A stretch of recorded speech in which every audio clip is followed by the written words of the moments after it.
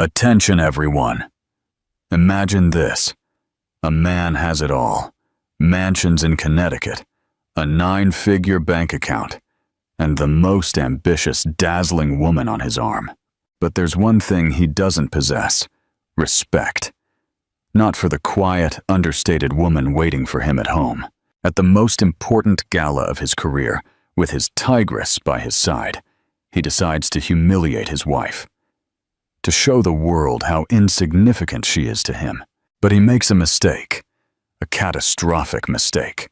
He forgets who he is insulting. He thinks he's putting down a nobody. In reality, he is insulting the only person on earth who holds the power to take absolutely everything from him. Like this video and subscribe to our channel to witness the world's most epic corporate justice. The Cat and the Tiger. The sunlight streaming into the breakfast nook of his $50 million estate in Greenwich, Connecticut was, in the opinion of Victor Sterling, aggressive. Too bright, too cheerful. And it exposed a single, nearly imperceptible smudge on the chrome leg of the marble table. "Amelia," he barked, not looking up from his paper. "The staff is slipping again." Amelia Sterling, his wife of 10 years, paused mid-sip of her herbal tea. She was not dressed in silk pajamas, but in simple, functional athletic wear. Her light brown hair pulled back in a neat bun. She looked like a woman preparing to run errands, not the wife of the man Forbes had recently hailed as the new king of New York real estate. She looked at the smudge. "I'll speak to Maria, Victor. It won't happen again. See that it doesn't." Victor was the CEO of Vanguard Developments, the fastest-growing luxury commercial real estate firm on the Eastern Seaboard.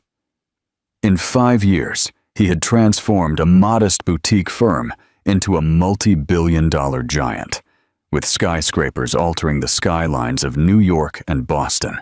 He glanced at his wife across the table. She was fine, pretty in an understated, forgettable way.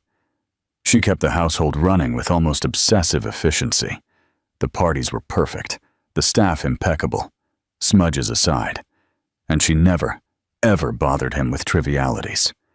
She was high-quality background furniture, perfect for his high-speed life. But God, she was boring. His phone vibrated on the table. The screen lit up.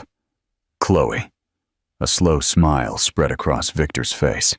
He picked it up. "Sterling. Richie, darling." A husky voice purred on the other end. "I'm looking at the press note for tonight's gala. You're listed as the keynote speaker.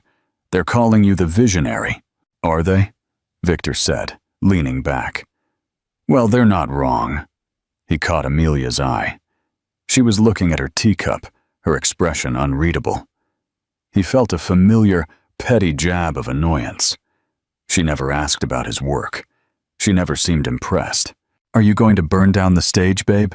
Chloe said. "Just picked up my dress. It's the red Versace, the one you loved. The one with the slit." Chloe murmured. "Looking forward to it. You'll be at my table, of course, front row, where I belong. Send me a photo of the dress," he said, and hung up. Amelia quietly placed her cup on the saucer. "Was that Chloe? Your assistant?" "Executive assistant," Victor corrected her automatically. "And yes, she is finalizing details for the Vanguard Gala tonight. It's the biggest night in Vanguard's history. We're honoring our top partners." "I know. I have my dress ready." Victor sighed. "Amelia, about that. I need you to just blend in tonight. It's a business event. There will be a lot of high-level players. I need to focus on networking. I'll have Chloe with me to handle introductions and manage my schedule." Amelia's gaze finally lifted. Her eyes were a very clear, very pale gray. "You mean you want me to sit quietly and not embarrass you?" Victor bristled. "I mean, I don't want you to be a distraction.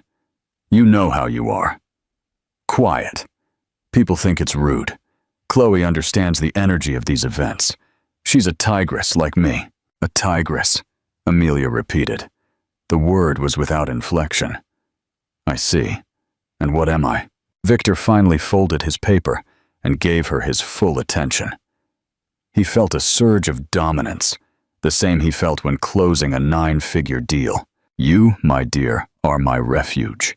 You are the quiet harbor I return to. You run this house. You manage our life. That is your strength. Running boardrooms is my strength.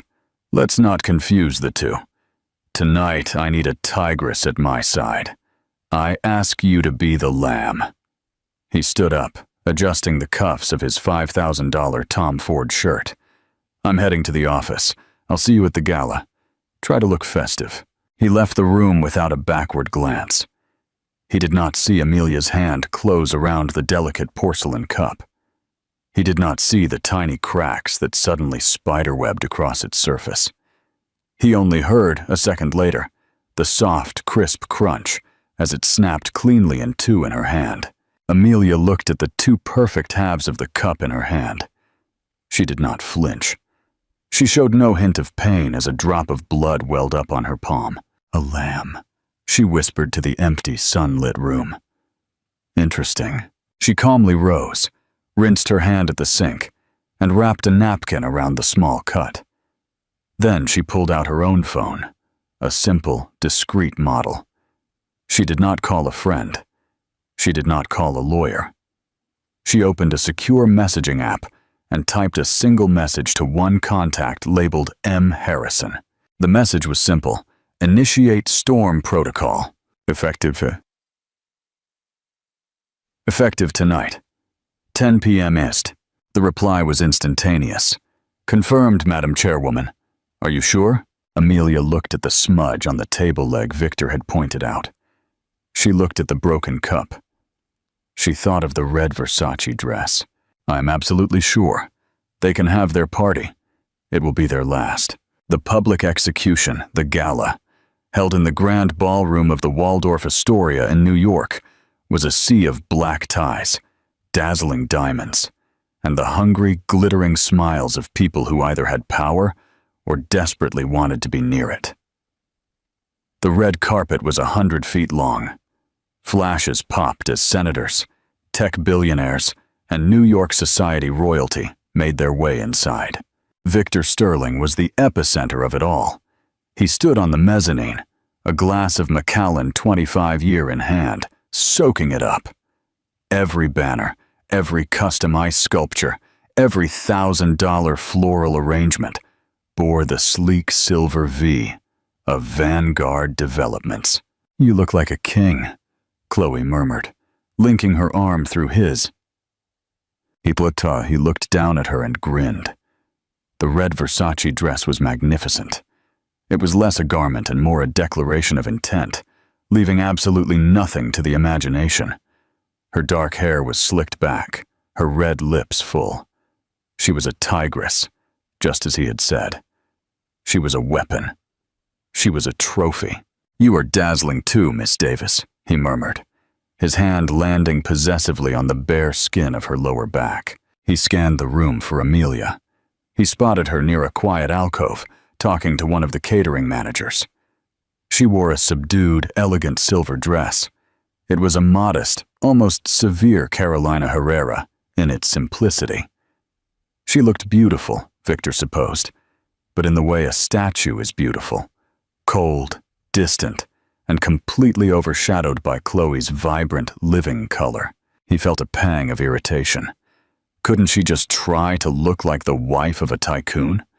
Couldn't she at least pretend to be excited by his success? A reporter from the Wall Street business section approached him, microphone in hand. "Mr. Sterling, incredible turnout. Vanguard has truly redefined the New York skyline. What's the secret to your Midas touch?" Victor smiled, puffing out his chest. He launched into his favorite theme. "It's simple, really. Vision. Audacity. Not being afraid to break things to build something better. While my competitors are busy with focus groups, I'm signing checks and moving earth. You have to be a shark. You have to be willing to devour the competition." "And you certainly have," the reporter said. "The new Asca Tower is a marvel, but a project of that scale. There are rumors you have some very powerful, very quiet backers. The parent company, Ethelred Holdings, is famously reserved.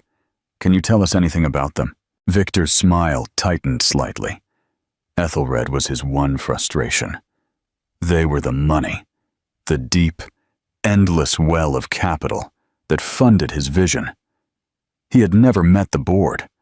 All his dealings were through an intermediary, a stiff British lawyer named Marcus Harrison. They approved every proposal, wired every dollar, but remained annoyingly anonymous. "Ethelred knows a good investment," Victor said smoothly. "They provide the fuel, I provide the engine. They're smart enough not to get in my way and let me drive." "And speaking of your team," the reporter pressed, nodding toward Chloe, "you clearly value a dynamic partnership. Miss Davis is always by your side." Chloe preened. "Victor needs people who can keep up, people who see the future like he does. It's an honor to be his right hand." "And what about your wife, Mrs. Sterling?" the reporter asked, craning his neck to see Amelia, who was now diligently checking a seating chart near the entrance. "What role does she play in your success?" This was the moment. Victor felt the whiskey, the adrenaline, the adoration in Chloe's eyes. He looked at Amelia, standing there like a stiff administrator, and then at Chloe, who looked like a fire goddess. He felt a surge of contempt so strong it was almost intoxicating. He wanted to draw a line. He wanted to show everyone who mattered and who didn't. He laughed, a short, dismissive bark. "Amelia? Oh, she's essential." He gestured widely, and nearby conversations quieted as people turned to listen. Amelia looked up, her gray eyes locking onto his from across the room. "You see," Victor said, his voice ringing out, "to build an empire, you need two things. You need a tiger, and you need a house cat." He ran his hand down Chloe's arm. "You need someone with fire. A tigress," he emphasized, "who can hunt with you, who can take down rivals, who understands the kill." He grinned at Chloe, who was practically vibrating with triumph. Then he pointed his glass directly at Amelia. The entire ballroom, hundreds of people, followed his finger. Amelia stood frozen, the spotlight finding her. "And then," Victor continued, with a shrug of magnanimous condescension, "you need a house cat. Someone who keeps the cushions warm. Someone who makes sure the pantry is stocked. Amelia is the finest homemaker a man could ask for. She's simple. She keeps my domestic life organized so I can focus on the things that actually matter. Every king needs a castle, and she's a wonderful, quiet little manager of mine." The silence that followed was heavy and absolute. The reporter's smile froze. Chloe, however, let out a small, triumphant giggle. Victor, mistaking the stunned silence for awe, raised his glass. "So, a toast. To the tigers, and to the patient little house cats who support us." Amelia did not flinch, did not cry, did not flush with embarrassment. Her expression remained one of perfect, placid calm. She simply held his gaze for 1, 2, 3 seconds. For Victor, it felt like a block of ice sliding down his spine. Then she turned. Not abruptly, but with a slow, deliberate grace, and walked out of the ballroom. "Ah, she's shy," Victor said, trying to seize the moment back. "Anyway, as I was saying about the Century City project." But the mood was broken. People were whispering. He had gone too far. He hadn't just insulted his wife. He had been cruel. "Victor!" Chloe hissed, her fingers digging into his arm, her smile gone. "That was too much." "It was the truth," Victor snapped, suddenly defensive. "Let's go get a real drink." He pushed his way toward the bar, ignoring the stares. He didn't know that Amelia was not heading for her car. He didn't know she was in a service elevator, riding up to a private suite on the penthouse level. He didn't know that in that suite, Marcus Harrison and a team of 4 corporate lawyers were waiting for her. with documents and laptops covering every surface. "It's done," Amelia said as she walked in, peeling off her silver shawl and tossing it onto a chair. Her face, so quiet and placid downstairs, was now carved from granite. "He did it, the public insult?" Harrison asked gravely. "He called me a house cat in front of 200 of our partners in the press," Amelia said, sitting at the head of the table. "He toasted me for being simple." The lawyers winced. 10 o'clock, Harrison said, looking at his watch. "Protocol is active, Madam Chairwoman. The first lockdowns are engaging now." Amelia nodded. "Good. Freeze everything. Vanguard developments, his personal accounts, the joint accounts, the lines of credit. Everything. I want him to wake up tomorrow morning the man he truly is, a man with nothing. Interactive. Question. Theo Ban, Amelia đã có kế hoạch cho việc này từ khi nào? Là từ lúc Victor cười Chloe, hay là từ khi Victor lần đầu gọi cô ấy là simple, đơn giản? Hãy chia sẻ suy nghĩ của bạn ở phần bình luận. The Titans fall. Victor woke up to the agonizing sound of a leaf blower. His head felt as if it were filled with wet cement, and his mouth tasted like an ashtray. He fumbled for his phone, groaning. It was 9:30 a.m. He had stumbled home drunk and belligerent, celebrating his triumph with Chloe. Amelia's car was gone, and her side of the bed was untouched. Good. He wasn't in the mood for her silent judgment. He checked his phone. 17 missed calls from his CFO, David Chan. 3 from his head of construction. A dozen text messages. "Victor, call me. It's an emergency." "Where are you?" "The Ethelred lines are frozen. Our main accounts are blocked. I can't make payroll." "Victor, what the hell did you do?" Victor sat bolt upright, the hangover fleeing in a wash of icy panic. "What?" He dialed David Chan. The man answered on the first ring. "David, what is this? I just saw your messages." "Victor, thank God. What did you do?" "Ethelred just called in our entire revolving line of credit. They're citing a breach of trust clause. All our operating capital is frozen. Everything, Victor." "What? They can't do that." Victor scrambled out of bed and rushed to his home office. "It's a glitch. Call Harrison. Call their finance department." "I have," David shrieked, his voice cracking with panic. "I've been on the phone since 6 a.m. All Ethelred contacts have disappeared. Their lines are disconnected. Their emails are bouncing. It's like the entire holding company has vanished. And Victor, it's not just the corporate accounts." "What do you mean?" Victor said, his hand shaking as he tried to log into his laptop. "My security team just called. Your access codes to the Vanguard mainframe were revoked last night at 10:01 p.m. Mine too.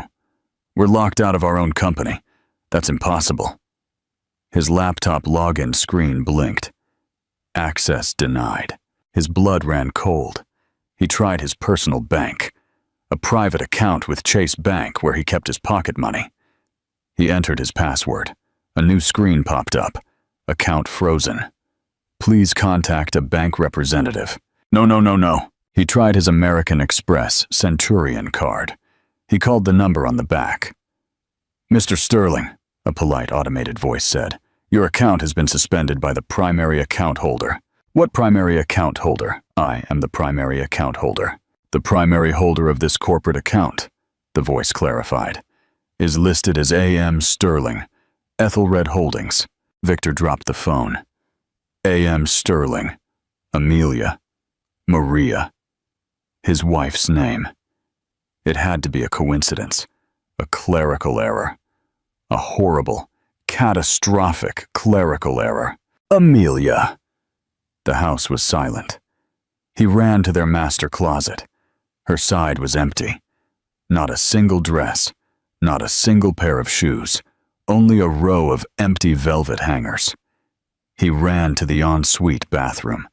Her toiletries, her skincare, her ridiculous expensive French perfumes. All gone. She had left him. Fine. She could have her little dramatic fit. But how could she freeze his accounts? It made no sense. His phone rang again. It was Chloe.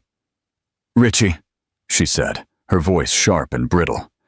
"I'm downstairs. Your gate isn't working. The guard says my name isn't on the list." "What? Wait." Victor was frantically pulling on clothes. "I'm having some security issues. A system glitch." "Well, fix it. I left my laptop in your study and my card was declined at the coffee shop. It was embarrassing." "Your card? My corporate Amex. It's declined. What is going on, Victor? Last night you looked like a god, and now everything is falling apart. Fix it." She sounded less like a mistress and more like an angry creditor. "I'm on it. I'm driving to the office." He rushed to his garage, to his Aston Martin DB11. He pointed his remote key. Nothing. The garage door wouldn't open. The car lights wouldn't flash. A small green light on a new security panel he'd never seen before was blinking red. He was trapped in his own house. He ran to the front door just as a black car pulled up to the gate. A man in a simple dark suit stepped out and walked toward the keypad. He didn't use a code. He used a key. The massive iron gate swung open. The man, whom Victor didn't recognize, walked calmly up the stone path, carrying a briefcase. He didn't ring the bell. He used another key to open the front door. "Who in God's name are you?" Victor shouted from the top of the stairs. "This is private property. I'm calling the police." "That won't be necessary, Mr. Sterling," the man said, his voice placid. He set his briefcase on the foyer table. "My name is John Campos. I am part of the private security team, hired by the owner of this property." "I am the owner of this property." "No, sir. You are not," the man said simply. "This property, along with the vehicles, art, and furnishings, is owned by a private trust managed by Ethelred Holdings. As of 10:40 p.m. last night, your residency privileges have been revoked." Victor stared, his mind unable to process the words. "A trust? What trust?" "You are asked to vacate the premises. You will be allowed to take your personal effects, clothing, toiletries, etc. My team will escort you. A car will be provided to take you to a hotel of your choice, for which you will need to provide payment." You can't. This is my house. I bought this house." "The purchase, sir, was made by the Ethelred Trust on your behalf," Mr. Campos said, utterly unbothered by Victor's rage. "A courtesy that has now been rescinded." Amelia did this. It's her, isn't it? It's a divorce tactic. It's illegal." "I am not authorized to discuss Mrs. Sterling," the man said. "My instructions are simply to secure the property. You have 1 hour to pack a suitcase." "Or what?" Victor sneered, trying to regain his footing, his bravado. Mr. Campos looked at him, his eyes completely neutral. "Or you will be removed for trespassing, Mr. Sterling. And I assure you, you do not want the press, who are already gathering outside your gate, to get a photo of that." Victor's head swiveled toward the gate. Chloe was gone. In her place were 2 news vans. The first tremor was over. The earthquake had begun. Call to action. Show your support for ultimate justice by hitting the like button. The revelation. The next 48 hours were a descent into bureaucratic hell. Victor, humiliatingly escorted from his own home with a single suitcase, was dropped off at the St. Regis, New York. When he tried to check in, every single one of his personal credit cards was rejected. He was forced to use the last $3,000 in cash in his wallet to secure a room for 2 nights. He sat on the generic king-size bed, his world spinning. This wasn't a divorce tactic. This was an execution. He spent the entire day on the phone. His lawyers, a high-powered team from Skadden, ARPS, were baffled. "Victor, we've reviewed the Vanguard constitutional document," his lead attorney, Ben, said, his voice tinny over the speakerphone. "It's ironclad. You hold no equity stake. All your compensation, your bonus structure, even your property stake. It was all synthetic, tied to performance, and granted by Ethelred. They are the sole shareholder. We have never seen a structure like this. What does that mean? Synthetic? Victor yelled. It means you own nothing. You are a highly paid employee, Victor. An incredibly well-paid one, but an employee nonetheless. And the termination clause, my God, it references a morality and conduct rider that allows Ethelred to terminate for actions that discredit the parent company. What did you do? Victor thought of his toast, of calling his wife a house cat in public.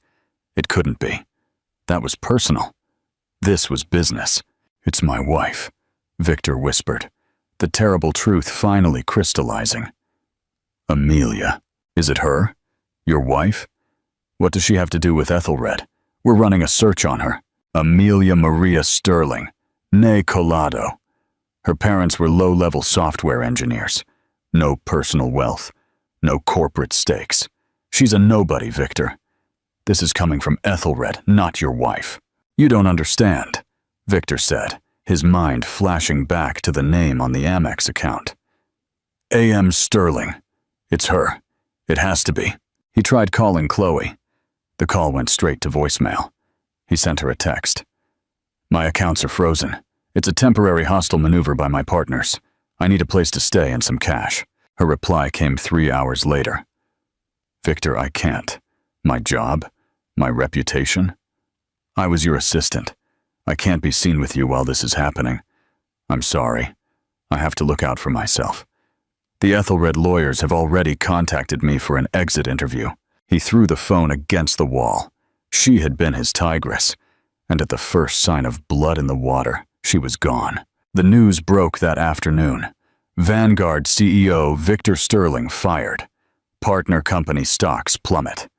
Ethelred Holdings cleanse house in stunning move. What happened at the Sterling Gala? His name, his face, was everywhere. He was no longer the visionary. He was a disgrace. David Chen called him one last time. They're liquidating, Victor, David said, his voice hollow. They're not replacing you.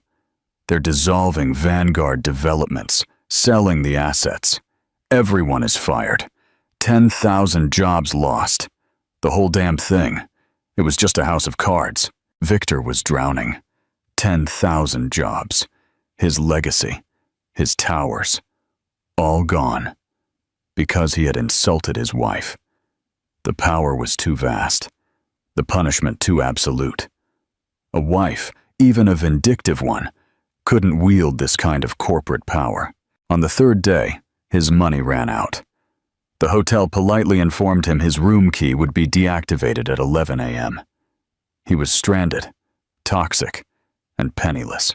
Just as he was trying to figure out if he could sell his $20,000 Patek Philippe watch for cash, an email landed in his inbox. It was the only email that had managed to get through his firewall. The sender, Office of the Chairwoman, Ethelred Holdings. The subject, Mandatory Board Summons. The email body was brief. Mr. Sterling, you are hereby summoned to the executive headquarters of Ethelred Holdings, 1000 Park Avenue, 44th floor, on Friday, October 20th, 10:20 a.m., sharp. Your presence is required to finalize your termination and discuss potential legal actions. A car will be waiting for you at your hotel. This was it. His chance to fight. He would meet this mysterious board. He would meet the real power behind Ethelred. He would make his case. He would threaten to sue for something. He wasn't going down without a fight. He would find out who this A.M. Sterling really was. He put on his last clean Tom Ford suit, the one he'd worn to the gala, now wrinkled from his suitcase. He tried to project the image of the titan he had been just 3 days prior, but looking in the mirror, he saw a desperate, terrified man whose world had been ripped out from under him by an invisible hand. The unveiling. The Ethelred Holdings headquarters occupied the top 3 floors of the most exclusive skyscraper on Park Avenue, one of the few on the skyline Victor hadn't built. The lobby was a cathedral of black marble and smoked glass, silent save for the hiss of the water feature. It was a place of quiet, terrifying, old money. Victor gave his name to the receptionist, who looked at him with open, icy disdain. "Mr. Sterling, they are expecting you." He was escorted to a private elevator. There was no button for the 44th floor. The security guard used a biometric hand scanner, and the elevator began its ascent, fast and silent. The doors opened directly into a reception area. A stern-looking woman ushered him through to a set of massive oak doors. "They are waiting." Victor straightened his suit jacket, took a deep breath, and pushed the doors open. The boardroom was stunning. It was dominated by a single 50-foot slab of polished obsidian table. One entire wall was a floor-to-ceiling window overlooking all of New York, a view that made his old office view look like a keyhole. Seated around the table were a dozen people, men and women, in immaculate dark suits. He recognized them instantly, and his blood ran cold. This was not just a board. This was a pantheon. There was Koji Tanaka, the most feared private equity head in Asia. There was Lady Annabelle Grayson, who ran the EU's largest private asset portfolio. There was General Marcus Phillips, Retrainitus, formerly of the Joint Chiefs of Staff, who now advised the world's biggest defense contractors. And at the far end, standing nervously, was Marcus Harrison, the lawyer he had dismissed as a mere intermediary. These weren't backers. These were the people who owned the backers. These were people who could buy and sell countries before breakfast, and they all stared at him with undisguised contempt.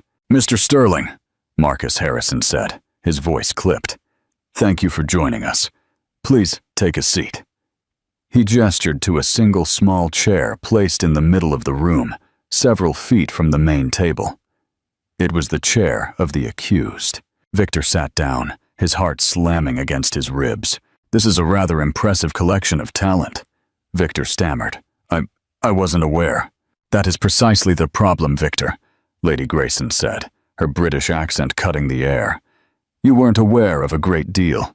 "I demand to know what is happening," Victor said, trying to regain his old bravado. "I have been ruined. My company has been destroyed." "For what? For a joke?"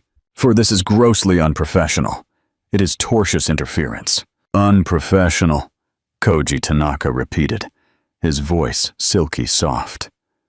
"A man who publicly compares his life partner to livestock, lecturing us on professionalism. A bold strategy." This is over, Amelia," Victor said in disbelief. "You are liquidating a $10 billion portfolio over a domestic dispute?" "We are liquidating a portfolio because its CEO proved to be a catastrophic liability," General Phillips thundered. "You were given a simple test, Mr. Sterling, a test of character, and you failed it in the most public way imaginable." "What test?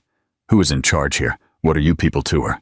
Marcus Harrison looked at the empty, high-backed leather chair at the absolute head of the table. "We are the board of directors. We advise. We manage. But we do not rule. Our job is to execute the vision of our founder and chairwoman." "Then I want to speak to her," Victor demanded. "I want to speak to this A.M. Sterling. Where is she? Hidden away as always?" "That is true," Harrison said. "She has always believed the work should speak for itself. She built this firm from nothing, and her one rule was that her privacy remain absolute. She wanted a quiet life. She trusted us to manage her empire. But," Lady Grayson added, "she also believed in having insurance. She believed in placing her valuable assets in the care of someone she could implicitly trust. Someone who, by their very nature, would be underestimated." "What are you talking about?" Victor whispered, a nascent, sickening horror rising in his throat. "She is not hiding, Mr. Sterling," Harrison said, his eyes moving toward the main boardroom doors. "She was merely running late. She had to finalize the liquidation of your empire. The massive oak doors."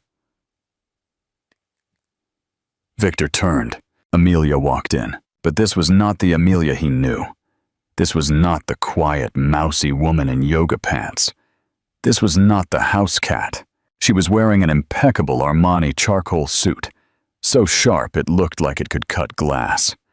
Her hair, usually pulled back in a simple ponytail, was coiled in a severe, intricate bun. Her simple gray eyes were now the color of a winter storm, and they were fixed on him with a heart-stopping intensity. She carried a leather portfolio and was flanked by 2 lawyers he recognized from the firm of Wachtell Lipton, the most ruthless M&A litigators on the planet. She did not look at Victor. She walked with a silent, terrifying authority to the head of the table. The entire legendary board rose to its feet as she approached. She took her seat in the empty chairwoman's chair. Marcus Harrison pulled out her seat. "Madam Chairwoman, welcome." "Thank you, Marcus. Please, everyone, be seated," Amelia said. Her voice was the same, but the tone was completely different. It was crisp, commanding, and utterly cold. Victor was paralyzed. He was vibrating. He couldn't form a thought. "Amelia, what? What is this? Geese, a joke? You're one of them? A secretary?" Amelia finally turned her head. She looked at him not as a wife looks at a husband, but as a scientist looks at a failed experiment under a microscope. "Hello, Victor," she said. "Please refrain from speaking, unless spoken to. We have much to get through." She opened her portfolio. "Let the record show," she began, "that on this day, the board meets to ratify the termination with cause of Mr. Victor Sterling, CEO of the now dissolved Vanguard Developments portfolio." Victor finally found his voice. It came out as a choked gasp. You are A.M. Sterling? You?" Amelia looked up, her expression one of mild annoyance. "Yes, Amelia Maria Sterling. I founded Ethelred Holdings 12 years ago. Vanguard Developments was my pet project. And you, Victor, were my biggest disappointment." The silence in the room was absolute. The only sound was the faint ticking of the Patek Philippe watch on Victor's wrist, a watch he now realized she had bought him. "You," he stammered, his mind short-circuiting. "But your parents? You were simple." The word hung in the air, grotesque and foolish. Amelia actually smiled. It was the most terrifying expression Victor had ever seen. Simple? Yes, that was the point. My father didn't just mess around with software, Victor. He designed the core encryption algorithm for the first global-scale quantum network. He sold the patent for a sum that would make your entire net worth look like a rounding error. He and my mother hated the spotlight, so they retired to a quiet life. And they raised me to value one thing above all else: privacy. She leaned forward.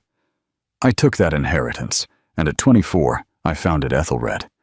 I didn't want my name or face in Forbes. I didn't want to be on magazine covers. I wanted to build. So I created a structure. I hired Marcus, here, and this brilliant board to be the public avatars of the firm. I remained anonymous, the solitary A.M. Sterling, pulling the strings from a quiet life. "And I," Victor whispered, the blood draining from his face. "What was I?" "You," Amelia said, her voice clinical, "were an experiment. I met you when you were a mid-level manager at a small firm. You had a spark. You were ambitious, driven. I thought you were brilliant. I fell for that drive, I believed. Here is a man I can build with. Then you financed me." "I didn't finance you, Victor. I created you," she stated. "I founded Vanguard Developments for you. I cleared the path. I fed you the capital. I made the calls behind the scenes to get your permits approved. Your vision, your Midas touch, it was my capital, my connections, and my strategy. You were just the arrogant, loud-mouthed front man I put in place to take the credit. Because, unlike you, I don't need credit. I need results. Victor shook his head, denial battling with the horrific, obvious truth. But our life, the house, the parties, you were just my wife. Yes, Amelia said, and I liked that part. I wanted a partner. I wanted a home. I thought I could have both. I thought you loved me, Amelia, the simple woman, not the CEO of Ethelred. It was the perfect test, and for a few years it worked. But you became lost. You started believing your own press. You started believing you were the titan, and I was just the house cat. She gestured to the lawyers. The gala was not your first mistake. It was simply the last. For 2 years, Victor, I've been watching you. You began to embezzle. Never. Do not lie, she snapped. And for the first time, her voice cracked like a whip. The entire board flinched. The red Versace dress for Miss Davis, charged to a Vanguard corporate account as client entertainment. The yacht you charter in the Hamptons, rented by a shell company funded through Vanguard's discretionary budget. The 3-carat diamond earrings you bought her for her birthday, classified as partner gifts. You were not just cheating on a wife, Victor. You were stealing from a chairwoman. You were stealing from me. She pushed a thick folder across the table. That is a full forensic audit of your last 24 months. You have defrauded Ethelred Holdings out of approximately €4.2 million, enough to put you in federal prison for a long, long time. Victor stopped breathing. Prison. Amelia, please, he pleaded, his voice breaking. He slid out of the small chair and fell to his knees. Amelia, I'm sorry. I'm so sorry. I didn't know. I was an idiot. I was arrogant. Please don't do this. I love you. I've always loved you. Amelia looked down at the pathetic, broken man kneeling on the marble floor. Her face was completely impassive. No, Victor. You loved the idea of me. You loved having someone quiet to clean up your messes. You loved having a lamb so you could feel like a tiger. The insult? That I could have almost forgiven. People say stupid, cruel things. But you said it in front of my partners. You said it in front of the press. You compromised my position. You humiliated A.M. Sterling, not just Amelia. You mistook my privacy for weakness and my silence for stupidity. And in doing so, you proved yourself to be not only a bad husband, but a reckless, terrible CEO. She stood up. The board has voted. Your termination is effective immediately for cause, citing gross misconduct and embezzlement. Ethelred will not press charges. A small sliver of hope ignited in Victor's eyes. On one condition, Amelia continued, her voice dropping to an icy whisper. You will sign this. A lawyer placed a single document in front of him. It is a full confession and a divorce settlement. You will walk away with nothing. Not the house, not the cause, not the art, not a single dollar. You will admit to the fraud, and in exchange for my silence, you will disappear. You will relinquish any and all claims to my assets, Ethelred's assets, and you will sign a permanent global non-disclosure agreement, NDA. If you ever utter my name, or Ethelred's, or connect me to it in any way, the full force of this firm's legal team and the Attorney General's office will come down on you. You will die in prison. Victor's hands were shaking so badly he couldn't hold the pen. You built your entire identity on my money, Victor. Now you get to see what you are worth without it. He looked at her, his eyes swimming with tears. Amelia, please. I am nothing without you. Amelia felt a final, chilling confirmation. I know. Sign the papers. He picked up the pen and scrawled his name, his signature a frantic, desperate streak. Good, Amelia said. She turned to her head of security. Mr. Campos, escort Mr. Sterling from the building. He is now, officially, a trespasser. Victor was hauled to his feet. As they led him past the obsidian table, past the silent, powerful board, he looked one last time at the woman he had called his wife. She had already turned away, looking out the window over the city she owned. Her city. She was already discussing fourth-quarter projections with Lady Grayson, as if he had never been in the room. The New York Ghost. 6 months later, the cover of Forbes was not a man. It was Amelia. The photo was an austere, black-and-white portrait. Her gray eyes looked directly into the camera, radiating unmistakable intelligence and power. The headline was simple. The billion-dollar ghost, A.M. Sterling, steps out of the shadows. The story detailed the shocking dissolution of Vanguard Developments, exposing Victor Sterling as a profligate, fraudulent CEO who had been living off the genius of his anonymous, powerful wife. It painted a picture of a woman who, for a decade, had been the most powerful and unseen force in global finance. Amelia Biedtia, it turned out, hadn't just liquidated Vanguard. She had reallocated its assets. She had taken the best projects, the few brilliant but overlooked engineers, and the soundest assets, and merged them into a new, leaner, more aggressive firm under her direct control. Sterling Corp. It was already valued at triple what Vanguard had been. Her days of hiding were over. She was seen in Davos, in London, in Tokyo. She moved through the world not as Victor's +1, but as the titan she had always been. The Lamb was, it turned out, the dragon who owned the entire mountain. And Victor? He was a ghost of another kind. He lived in a $200 a month studio in the Bronx, the paint peeling off the walls. The NDA and the confession had blackballed him from the industry forever. No one would hire him. No one would speak to him. He had sold his Patek Philippe to pay the rent, his Tom Ford suits to buy groceries. He was a temp employee.